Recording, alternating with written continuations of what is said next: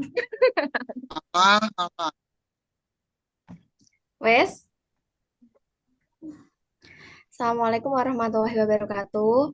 Selamat pagi, eh, yang terhormat Ibu Triana selaku dosen perilaku konsumen. Kali ini yang bertugas melakukan presentasi adalah kelompok 6 dengan judul Motivation, Values, and Lifestyle.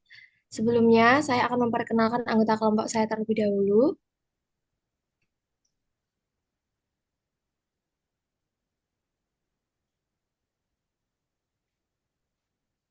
Loh, lagi kira. Yang pertama ada Kavita Fernanda Putri dengan NIM belakang 525. Yang kedua ada saya sendiri, Fala Arofin Alfia dengan NIM 536. Yang ketiga ada Diana Raniasari dengan NIM 546.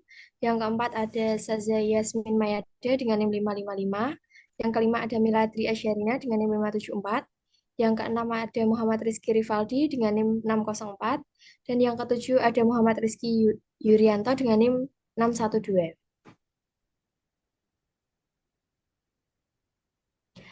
Yang pertama ada proses motivasi. Motivasi mengacu pada proses yang menyebabkan orang berperilaku seperti yang mereka lakukan.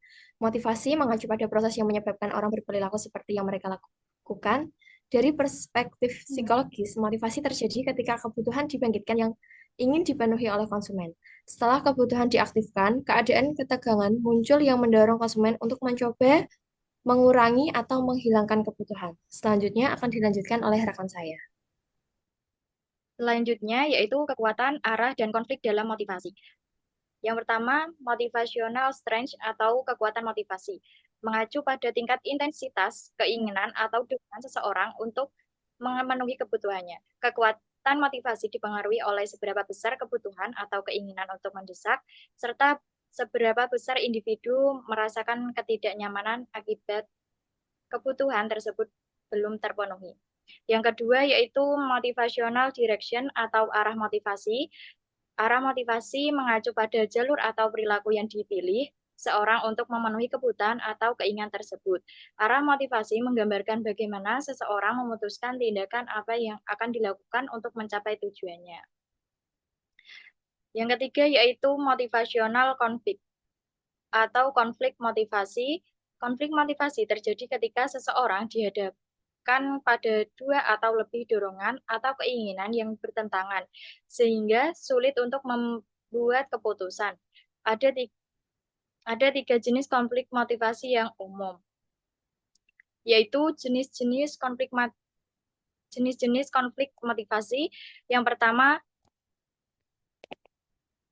konflik pendekatan-pendekatan. Dalam konflik ini, seseorang dihadapkan pada dua alternatif yang sama-sama menarik dan diinginkan, yang memaksa mereka untuk memilih salah satu di antara keduanya. Sebagai contoh, seorang siswa bernama Adriane mungkin harus memilih antara pulang kampung untuk berlibur bersama keluarganya atau pergi bermain ski ski dengan teman-temannya. Situasi semacam ini menempatkan individu dalam keadaan yang sulit karena keduanya merupakan pilihan yang menyenangkan, namun hanya satu yang dapat dipilih. Yang kedua, konflik pendekatan penghindaran. Dalam situs ini, kita mungkin merasakan keinginan untuk memiliki sesuatu, tetapi juga merasa tertekan atau bersalah tentang dampak yang ditimbulkan oleh pilihan tersebut. Misalnya, saat membeli mantel bulu yang mencolok, seseorang mungkin merasa berkonflik antara keinginan untuk menunjukkan status dan rasa bersalah karena menyakiti hewan. Yang ketiga, konflik penghindaran-penghindaran. Konflik ini menjadi ketika konsumen harus memilih antara dua pilihan yang sulit. Sebagai contoh, seseorang mungkin harus memilih antara pengeluaran biaya besar untuk memperbaiki mobil lama dan membeli mobil baru yang harganya juga mahal. Situasi semacam ini menempatkan konsumen pada dilema yang membuat mereka merasa terjepit antara dua opsi yang tidak menarik. Pemasar dapat membantu konsumen dengan menyoroti manfaat tak terduga dari salah satu pilih. Selanjutnya akan dipresentasikan oleh teman saya.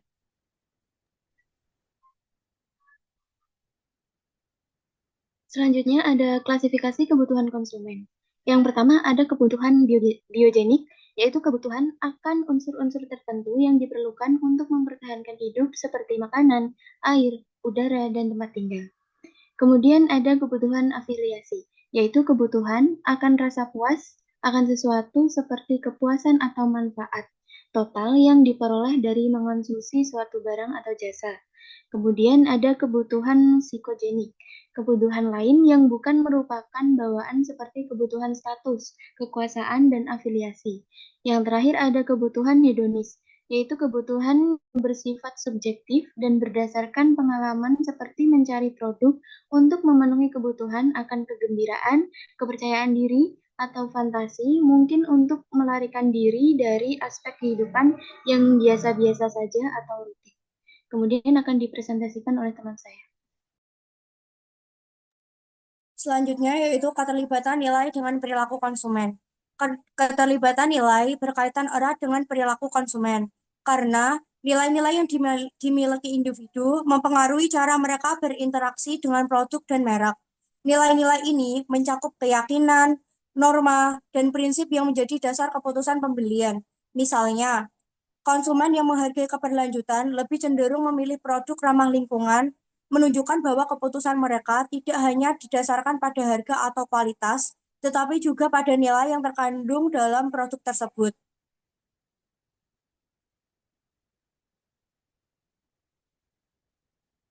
Selanjutnya, proses motivasi.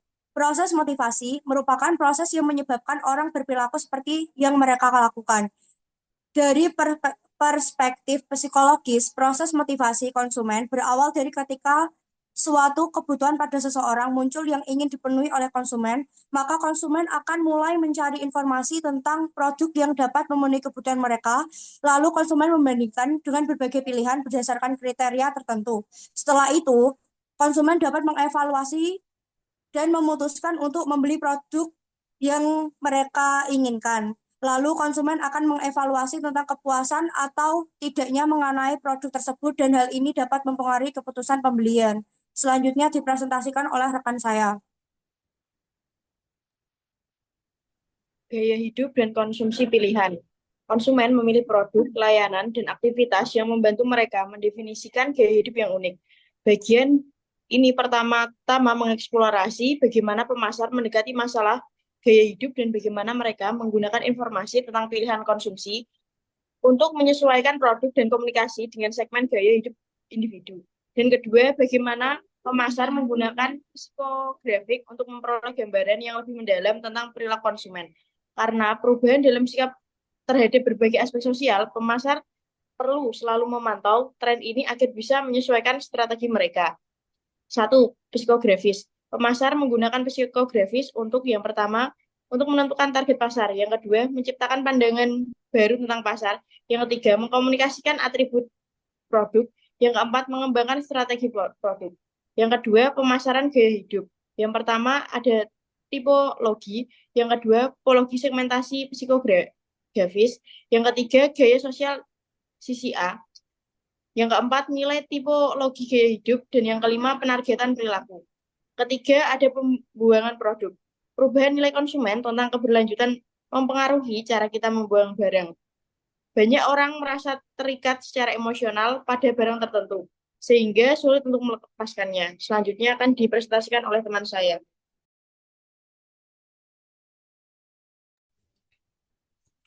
Selanjutnya yaitu cara menerapkan lifestyle dalam marketing. Konsep gaya hidup merupakan salah satu konsep yang paling sering digunakan dalam pemasaran modern. Pilihan-pilihan ini pada akhirnya menciptakan peluang bagi strategi segmentasi yang mempertimbangkan potensi gaya hidup konsumen dalam menentukan jenis produk yang dibeli dan merek-merek tertentu yang lebih mungkin menarik minat segmen gaya hidup. Perspektif pemasaran berbasis gaya hidup menyadari bahwa individu mengelompokkan diri mereka berdasarkan aktivitas yang mereka sukai, cara mereka menghabiskan waktu luang, serta pilihan mereka dalam membelajarkan pendapatan. Pilihan-pilihan ini pada akhirnya menciptakan peluang bagi strategi segmentasi pasar yang mempertimbangkan potensi gaya hidup konsumen dalam menentukan jenis produk yang dibeli dan merek-merek tertentu yang lebih mungkin menarik minat segmen gaya hidup tertentu. Yang pertama ada tipologi segmentasi psikografis. Tipologi segmentasi psikografis yaitu responden diberikan serangkaian pertanyaan yang memungkinkan peneliti mengelompokkan mereka ke dalam kelompok-kelompok gaya hidup yang berbeda. Pertanyaan tersebut biasanya mencakup kombinasi dari aspek aktivitas, minat, dan opini, ditambah elemen lain yang berkaitan dengan persepsi mereka terhadap mereka tertentu, seperti selebriti favorit, preferensi media, dan sebagainya. Yang kedua ada RICS. RICS yaitu berasal dari Institut Penelitian Perubahan Sosial yang berbasis di Paris telah melakukan survei internasional mengenai gaya hidup serta perubahan sosial dan budaya di lebih dari 40 negara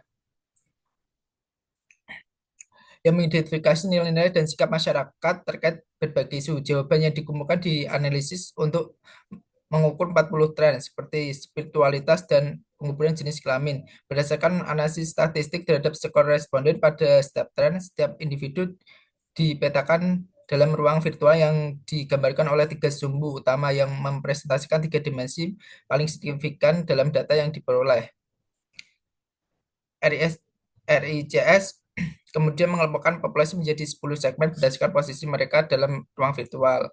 Gaya hidup CCA, sebuah lembaga yang berpusat di Paris yaitu Center de Communication Events, memperkenalkan tipologi gaya hidup Eropa pada awal 90-an. Meskipun prinsip pemetaan tipologi gaya hidup ini mirip dengan kebanyakan tipologi lainnya, CCA menggunakan pendekatan metodologis yang berbeda, di mana kuesioner mereka tidak berbasis pada sikap, melainkan menggunakan berbagai format pertanyaan dan teknik proyektif. Teknik ini melibatkan deskripsi, skenario bentuk sosial, masa depan, atau jenis konsumsi harus dipahami oleh responden serta gambar dan sekitar yang bersifat sugestif.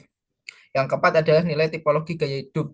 Secara umum, analisis gaya hidup konsumen menarik karena berupaya memberikan pandangan sosiologis yang komprehensif tentang pasar, segmen, dan trennya. Namun, kelemahan terbesar dari analisis ini terletak pada karakteristiknya yang terlalu umum, terutama asumsi dasarnya bahwa segmen-segmen ini memiliki pola perilaku konsumen yang relatif homogen yang hingga kini masih belum terbukti. Selanjutnya dipresentasikan oleh teman saya.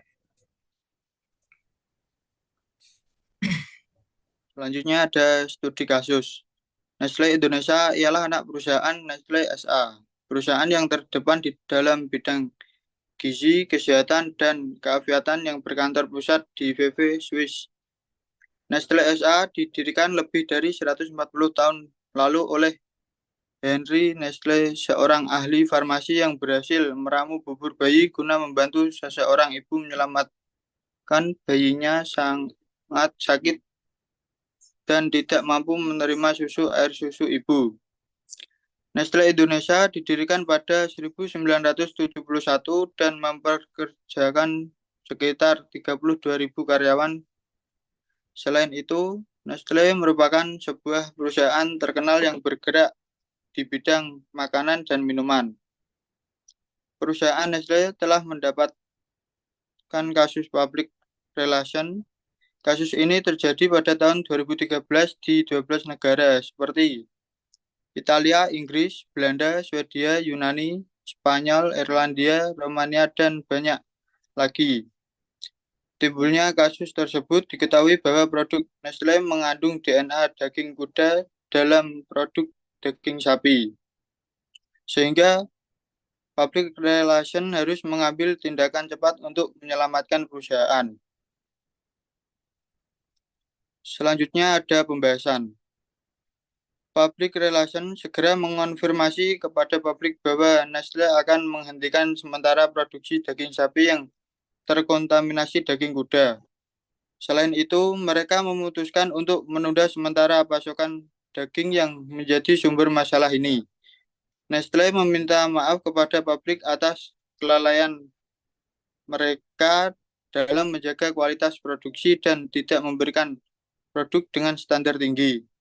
Untuk membangun kembali hubungan dan kepercayaan masyarakat, public relation Nestle memanfaatkan media dan acara publik untuk menyampaikan pesan melalui iklan.